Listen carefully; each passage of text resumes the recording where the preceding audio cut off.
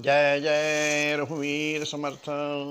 शुका सारिके पूर्ण वैराग्य जाते, वसिष्ठा परिज्ञान योगेश्वराते। वे वाल्मीका सारिका मान्य ऐसा, नमस्कार माधा सद्गुरु रामदासा। जय जय रघुवीर समर्थ। सभी श्रोताओं को विनम्र अभिवादन, नमस्कार। आज मंगलवार दिनांक 23 मार्च।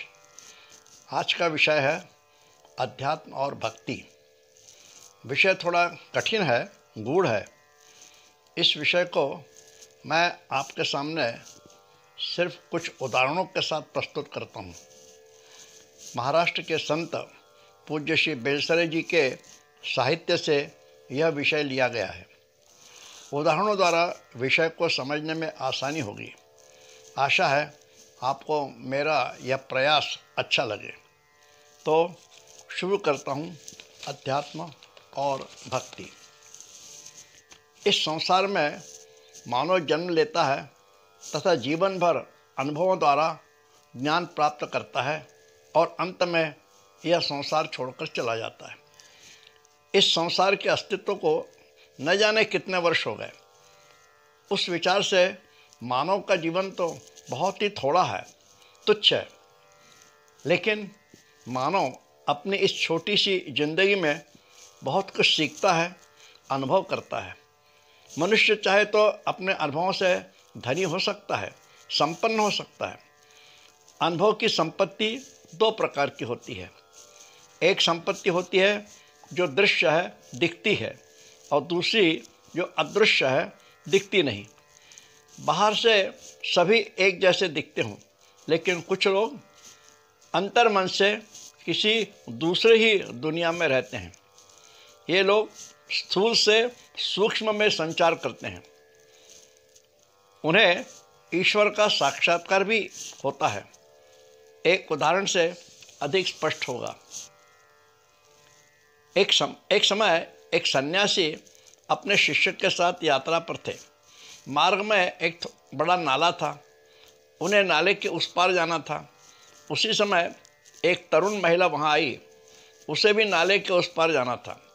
वह महिला सन्यासी से कहती है, मुझे नाला पार करा दीजिए, मुझे आपकी मदद चाहिए। उस सन्यासी ने उस महिला को कंधे पर बिठाला और पार लगा दिया। महिला सन्यासी के चरण छूकर चली गई। सन्यासी का जो शिष्य था वह सोच रहा था, सन्यासी ने किसी स्त्री को छूना भी नहीं चाहिए, लेकिन स्वामी जी ने उस महिला को कंधे पर बिठाला। उसे सब अजीब सा लग रहा था। वह थोड़ा बेचैन था। उसे स्वामी जी का यह व्यवहार अच्छा नहीं लगा। वह बहुत सोचता रहा। आखिरकार उसने स्वामी जी से पूछ ही लिया और पूछने लगा, स्वामी जी, आप सन्यासी हैं। सन्यासी को महिला का स्पर्श भी अपराध है। आपने उस महिला को कंधे पर कैसे बिठाया? स्वामी जी ने एक ही वाक्य बोला और उस एक ही वाक्य में सब कुछ था, सब अर्थ उसी में है। स्वामी जी बोले, अरे वह महिला अभी भी तुम्हारे कंधे पर है। बड़ा अफसोस है। सारांश यह कि उस सन्यासी को स्मरण ही नहीं है कि उसने किसी महिला को कंधे पर बिठाला था। लेकिन उसका शिष्य उसी उधेड़ में था कि स्वामी जी ने उसे कंधे पर कैसे बिठाया। सच्चे आध्यात्मिक सूक्ष्म जगत में भ्रमण करते हैं। उन्हें स्थूल दृश्य का कुछ पता ही नहीं रहता, लेकिन स्थूल जगत में रहने वाले यही भ्रमण करते रहते हैं। किसी समय भेड़ाघाट में एक महात्मा एक ही स्थान पर पड़े रहते थे। एक दिन ऋषिकेश के महामंडलेश्वर स्वामी चैतन्य गिरी स्नान करने वहाँ पहुँचे। उन्होंने देखा कि एक तरुण साधु मार्ग में ही पड़ा हुआ है। स्वामी जी ने उससे कहा, अरे महात्मा, घर गृहस्थी छोड़कर तुम साधु हो गए हो, भजन कीर्तन कुछ भी नहीं करते, सिर्फ पड़े हुए हो। स्वामी जी की यह बात सुनकर वह साधु कहने लगा, स्वामी जी मेरे पास आइए। और उस और साधु अपना हाथ स्वामी जी के कान के पास ले गया। स्वामी जी ने साधु का हाथ अपने कान पर रखा तो उन्हें साधु के हाथ में से अखंड नाम जप सुनाई दे रहा था। फिर स्वामी जी साधु के शरीर पर कहीं भी कान लगाते तो उन्हें शरीर के हर भाग से भगवान का नाम सुनाई दे रहा था। स्वामी जी को आश्चर्य हुआ। मतलब यही कि भगवान का नाम यदि पूर्ण श्रद्धा और जिद्द से लिया जाए तो उसका प्रभाव शरीर के हर भाग पर पड़ता है तथा शरीर का हर भाग भगवत नाम को ग्रहण करता है। यही भक्ति है। रोनाल्ड निक्सन नाम का एक ब्रिटिश लखनऊ विश्वविद्यालय में अंग्रेजी का प्रोफेसर था। वह भगवान श्री कृष्ण से बहुत प्रेम करता था। श्री कृष्ण की तीव्र भक्ति तथा प्रेम और श्रद्धा के कारण उसने आखिर नौकरी छोड़ दी और वैष्णव दीक्षा लेकर सन्यासी बन गया और उसने अपना नाम श्री कृष्ण प्रेम रख लिया। एक समय यह श्री कृष्ण प्रेम दक्षिण के श्रीरंगम के मंदिर में गया। वह अपना वहाँ का अनुभव बताने लगा। मैं मंदिर में गया, मैंने मूर्ति के सामने साष्टांग नमस्कार किया, तब मैं देह भाव से बाहर हो गया था। मैंने एक तेज बड़ा प्रकाश चारों ओर देखा। वहाँ संपूर्ण विश्व था तथा काल थम गया था। फिर विशाल सागर दिखाई दिया। उस सागर के पानी पर किसी के फूंकने से सागर में लहर आने लगी और प्रत्येक लहर पर एक शुभ्र कमल दिखाई दिया। उस शुभ्र कमल पर भगवान श्री कृष्ण खड़े हैं और बांसुरी बजा रहे हैं। श्री कृष्ण का मोहक लुभावना रूप और उनकी मुरली की मधुर ध्वनि आ रही थी। इतनी सुंदरता, मोहकता और मधुरता मैंने कभी अनुभव नहीं की थी। बाद में यह श्री कृष्ण प्रेम श्री रमन के आश्रम में गया। श्री रमन अपने आसन पर शांत बैठे थे। श्री कृष्ण प्रेम ने उन्हें नमस्कार किया और उनके सामने बैठ गया। तब श्री कृष्ण के कान में आवाज़ आई, तू कौन है, तू कौन है? श्री कृष्ण ने उत्तर दिया।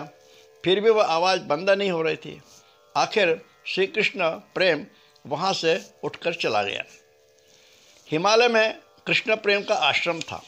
उसके पास भगवान श्री कृष्ण की एक बहुत सुंदर मूर्ति थी।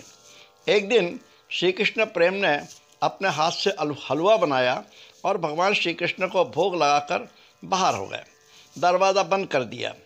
थोड़ी देर में दरवाज़ा खोलकर देखा तो कृष्ण प्रेम ने देखा कि भगवान श्री कृष्ण ने हलवा खाया है। यानी आप भगवान को किस भाव से और कितने पवित्र अंतःकरण से भोग लगाते हैं।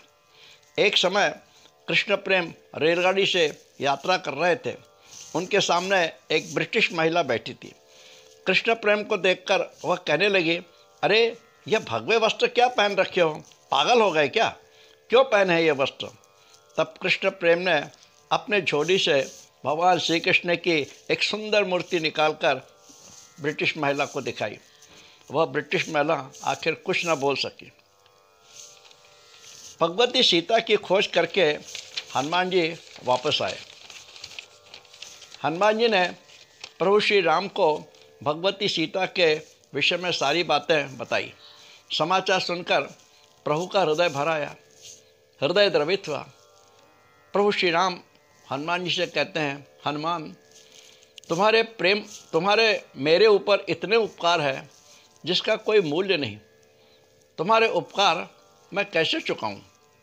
तब श्री हनुमान जी बोले, प्रभु तुम मेरे मालिक हो, स्वामी हो। अरे बंदर तो सिर्फ झाड़ की एक डगाल से दूसरी डगाल पर कूदता है, लेकिन मैं बंदर होकर इतना सारा विशाल सागर लांघ कर वापस आया, लंका जलाई, रावण की वाटिका उजाड़ दी। अरे इसमें मेरा कुछ नहीं था। यह तो तुम्हारा ही प्रताप है, तुम्हारी ही दिव्य शक्ति है।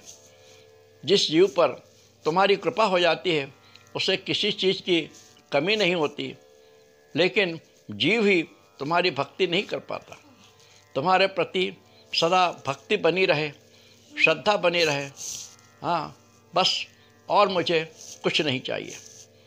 प्रभु श्री राम समान कृतज्ञ स्वामी व श्री हनुमान जैसे अपने कर्तव्य का कोई अभिमान नहीं, अहंकार नहीं, दोनों ही वास्तव में धन्य है। राजा बलि की कहानी लोगों को मालूम है। भगवान विष्णु वामन रूप लेकर राजा बलि से 3 कदम भूमि मांगकर उसका सारा राज्य लेकर बलि को पाताल लोक भेज देते हैं। फिर एक दिन भगवान विष्णु नारद जी से कहते, नारद पाताल लोक जाकर बलि से मिलकर आओ, उसका समाचार तो बताओ क्या है। नारद बलि के पास जाते हैं। बलि नारद जी का स्वागत करते हैं और पूछते हैं, नारद जी आपका आगमन कैसे हुआ। तब नारद जी बोले, अरे तुमने अपना सारा राज्य खो दिया, तुम अब कैसे रहते हो यह देखने मैं आया हूँ। तब बलि बोलते हैं, नारद जी मैं वास्तव में बहुत प्रसन्न हूँ, संतुष्ट हूँ। जीवन में कोई भी वस्तु स्थिर नहीं है, शाश्वत नहीं है, कुछ भी निश्चित नहीं है। काल के रहस्य को कोई नहीं जानता, कब क्या होगा कह नहीं सकते। मुझ में न सुख है न दुख है। समय जो कुछ देता है वह अचानक वापस भी ले लेता है। भविष्य में क्या होने वाला है किसी को भी नहीं मालूम। इसीलिए मैं अपने शरीर को काल के अधीन करके सिर्फ मन के द्वारा परमात्मा का चिंतन करता हूँ। मुझे काल का कोई बंधन नहीं है। अब्दुल्ला बगदादी नाम का एक बड़ा सूफी तपस्वी संत था। वह विद्वान तो था ही, बहादुर भी था। अपने जीवन के प्रारंभ में वह एक सुंदर स्त्री पर मोहित हो गया था। उससे वह प्रेम करने लगा। उस स्त्री के मोह माया में फंसकर वह अपनी विद्या तथा वीरता भूल गया था। ठंड के दिन थे, बर्फ़ भी पड़ रही थी, रात का समय, अंधेरा फैला था। ऐसे माहौल में अब्दुल्ला अपनी प्रियतमा से मिलने गया। उसके घर के सामने खड़े होकर वह रात्रि भर दरवाज़ा खुलने तक खड़ा रहा, लेकिन उस स्त्री ने दरवाज़ा खोला नहीं। अब्दुल्ला रात्रि भर बर्फ़ में खड़ा था, पूरा भीग गया था। प्रातः होने लगी। पड़ोस के मस्जिद से प्रार्थना के लिए आवाज़ आने लगी, जिस कारण लोग जागने लगे। अब्दुल्ला सोचने लगा, यदि लोग मुझे देख लेंगे तो मेरी बेइज्जती होगी, लोग टीका करेंगे। इस भय से वह अपने घर शीघ्रता से चला गया। घर पहुंचने पर वह अपने आप को धिक्कारने लगा। कहने लगा, धिक्कार है मुझे, मैं कितना बेशर्म हूँ। तुच्छ तथा क्षुद्र भोग के लिए उस बेमोरवत स्त्री के दरवाजे पर कुत्ते जैसा पड़ा रहा। उसके बदले यदि मैंने रात्रि भर अल्लाह का स्मरण किया होता तो वह प्रसन्न हो जाता, संतुष्ट हो जाता। उसी क्षण से उसके जीवन की दिशा बदल गई। पेट भरने के लिए आवश्यक व्यवसाय करके वह सारा समय सत्संग नामस्मरण में व्यतीत करने लगा, भक्ति करने लगा। अब्दुल्ला कहने लगा, दुनिया में हम बहुत भिखारी देखते हैं, लेकिन परमात्मा के भिखारी बिरले ही होते हैं। परमात्मा का भिखारी कैसा रहता है? जो भीख मांगने के लिए दरवाज़ा के परमात्मा के आंगन में जाता है, वही परमात्मा के भिखारी को पहचान सकता है। उसी भिखारी को भक्ति रूपी महाभोजन की भीख प्राप्त होती है।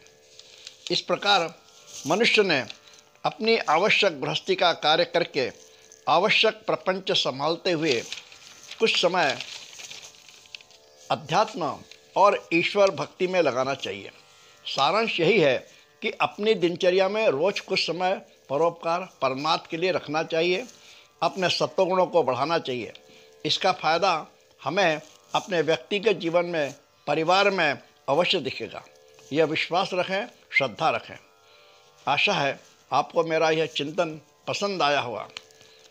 अधिकाधिक सब्सक्राइब करें, कमेंट्स करें, शेयर करें। धन्यवाद। जय जय रघुवीर समर्थ।